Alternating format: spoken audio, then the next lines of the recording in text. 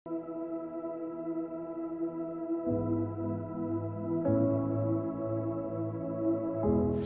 sekali lagi kita bersama di dalam renungan singkat kita.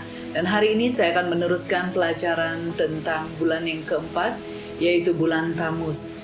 Ya, di dalam bulan Tammuz seperti yang kita pelajari bahwa bulan ini bermula dari penghujung bulan Jun dan berakhir pada sekitar penghujung bulan Julai, yang menurut kalender kita hari ini.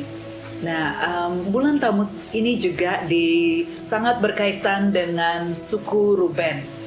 Ya, suku Ruben. Nah, kalau kita mempelajari firman Tuhan, Ruben merupakan seorang, yaitu anak sulung Yakub yang sepatutnya menerima hak kesulungan dan berkat-berkat berganda berbanding dengan adik-beradiknya yang lain. Ya, tetapi Ruben tidak menjaga hidupnya dengan benar di hadapan Tuhan. Nah, sehingga karena perlakuannya yang sembarangan itu, maka berkat-berkat itu telah diambil daripadanya dan diberikan kepada adik-beradiknya yang lain, yang sepatutnya dia yang menjadi pemimpin karena dia yang sulung.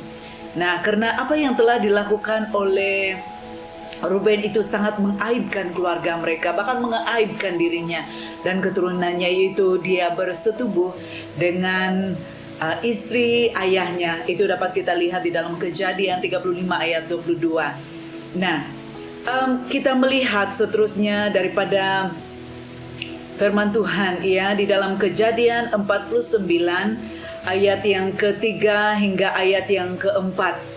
Ya, ketika Yakub memberikan berkat-berkat kepada anak-anaknya sebelum ia meninggal. Nah, ini yang dikatakannya tentang Ruben.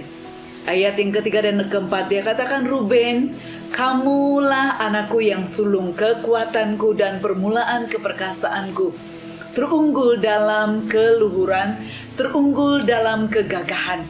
Kamu yang meluap seperti air, tidak lagi menjadi yang terunggul, karena kamu telah menaiki peraduan ayahmu, kemudian menodainya. Ia telah menaiki tempat tidurku. Ini perkataan Yakub. Kita akan mempelajari sedikit sebanyak daripada kejadian ini, mengapa sampai Ruben hilang berkat-berkat yang sepatutnya ia terima, ya, sebagai anak sulung. Kita menelusuri tentang perjalanan hidup keluarga Yakub.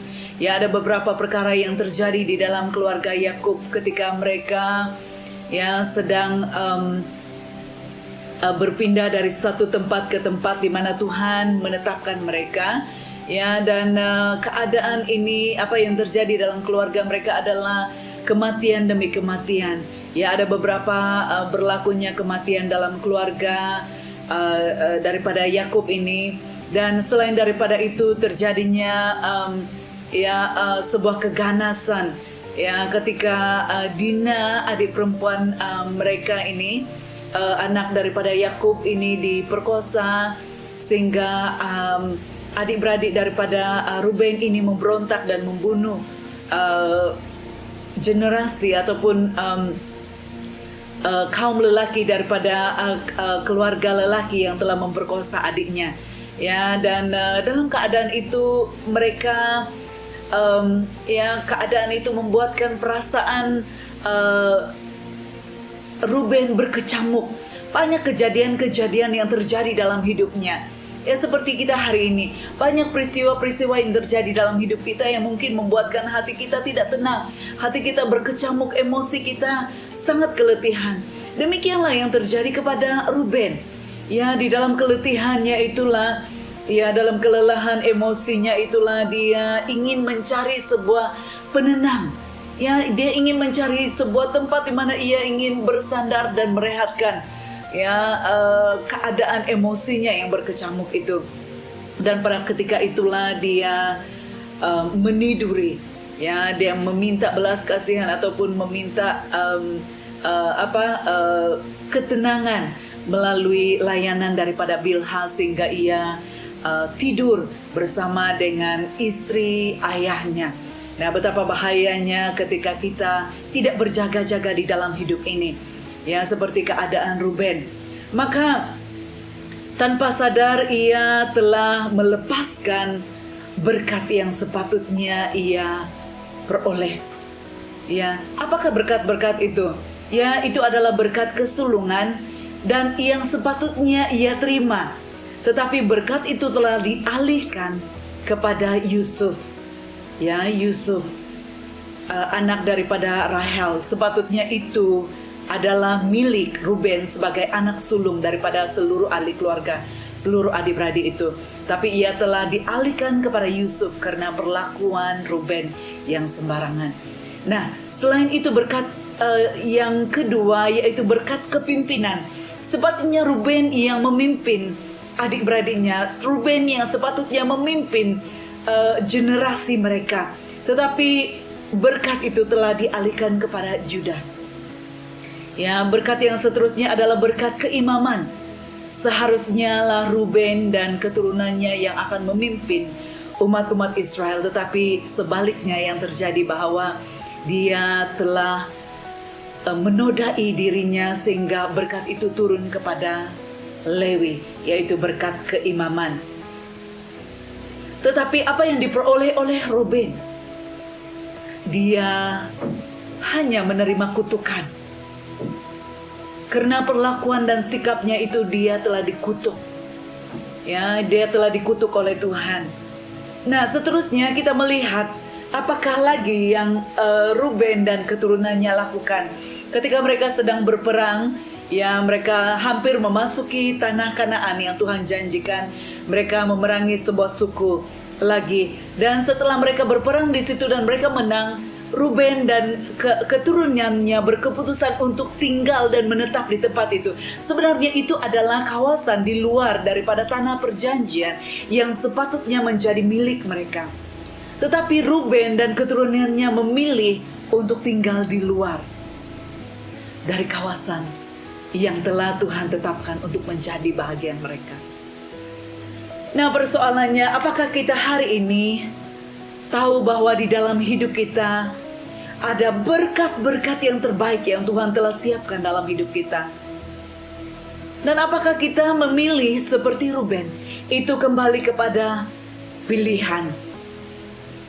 Pilihan untuk menjaga hidup kita tulus kudus di hadapan Tuhan, ataupun kita menjadi seperti Ruben, mengaibkan dirinya dengan melakukan kejahatan di mata Tuhan, bahkan membuat pilihan-pilihan yang bukan kehendak Tuhan.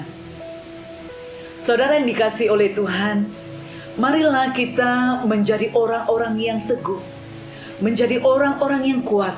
Walaupun berhadapan dengan segala macam keadaan yang terjadi di dalam keluarga kita, jangan sekali-kali kita membuat keputusan yang salah dalam hidup kita, karena itu akan memberi kesan kepada generasi yang akan datang.